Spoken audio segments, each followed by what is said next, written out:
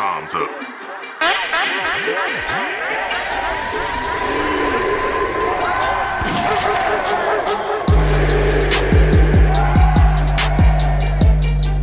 Get your comms up.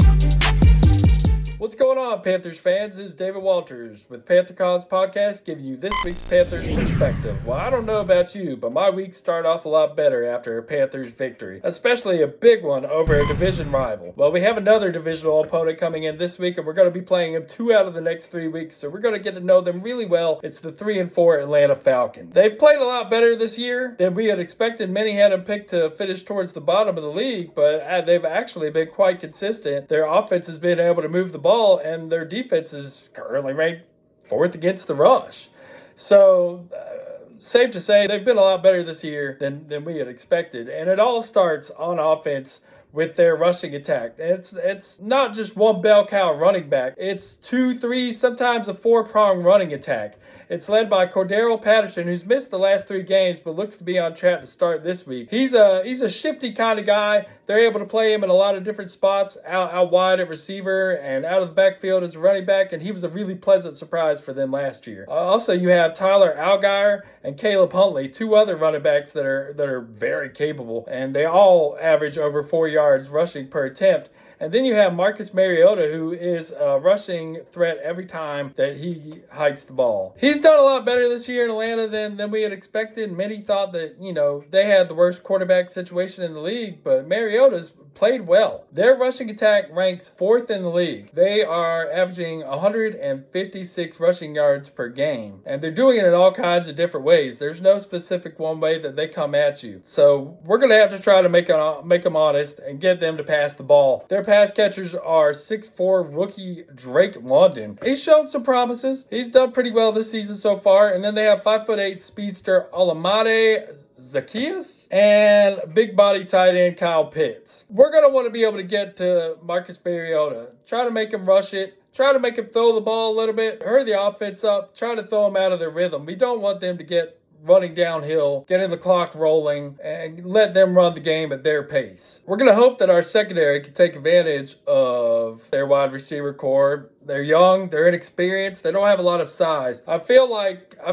Frankie Louvu and Shaq Thompson, either one of them could probably do a pretty good job of covering Kyle Pitts over the middle. What I'm worried about is our cornerback situation, as J.C. Horn is nursing a rib injury and Dante Jackson also has an ankle injury, and then I think C.J. Henderson is still concussion protocol. We have a very strong secondary, and I think they can take advantage of a young wide receiver core in Atlanta, but we'll have to monitor the injury situation and see who gets to start at cornerback on Sunday. Moving to the other side of the ball, on Atlanta's defense, the big story there is their injured secondary. Their safety Jalen Hawkins, their cornerbacks A.J. Terrell are both sidelined. Their backups are also injured.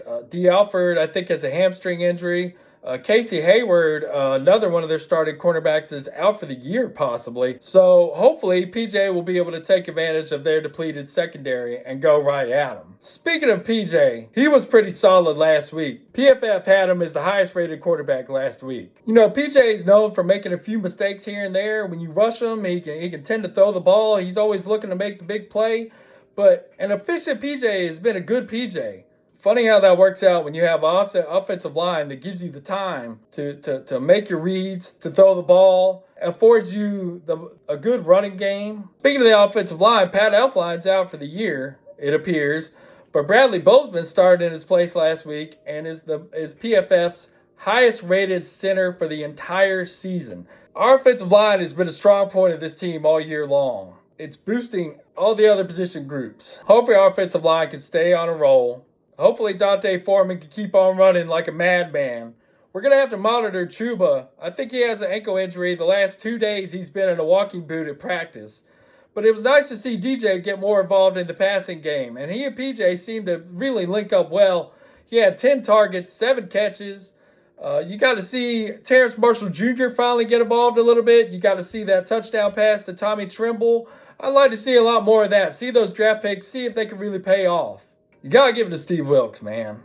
He's doing a good job. He didn't have a lot to start with, but man, what a difference 2 weeks makes. Is he the right man for the job? I'm not sure, but I like the culture he's building there. The whole team seems to be behind him. The things he was talking about, controlling the line of scrimmage, getting the D off the field on third down.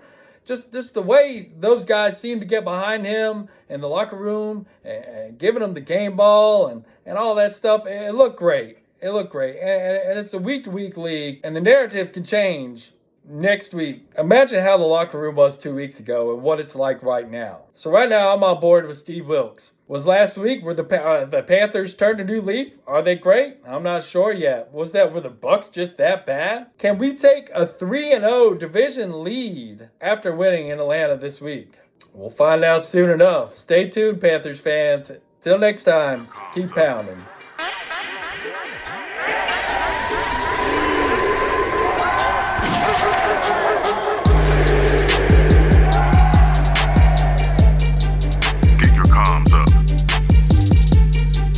The Panther Comms Podcast with Timmy VO.